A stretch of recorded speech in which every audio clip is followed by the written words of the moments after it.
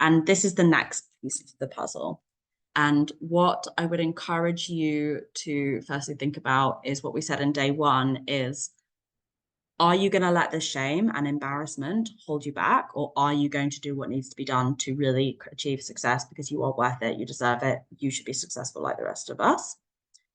And also, I think instead of taking in notes or having a pen and paper as this thing we should be ashamed of and embarrassed about and feel really uncomfortable about, the way I like to think about it in terms of managing these challenges is I am doing the 80% that is required of me.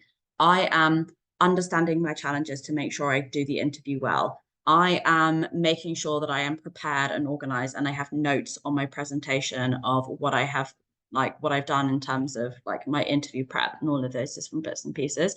So I'm coming to your interview prepared, able to have a succinct and valuable conversation. And all you are doing is giving me 20% by cutting me some slack of not judging me or giving me the questions in advance.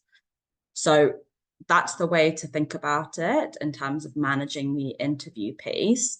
That can be really, really valuable to manage these things, is you've got to flip the shame around and see it differently and realize that bringing in a pen and paper to an interview is pretty here or there.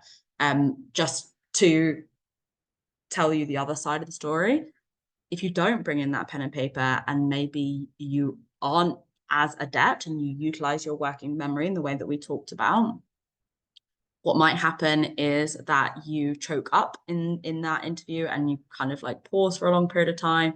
Maybe you're really embarrassed about that pause and you don't answer the question effectively. You don't give the information that they need. You've wasted their time in terms of a bad interview. Like, we have been recently interviewing dyslexia adults, and bad interviews are pretty painful for all involved.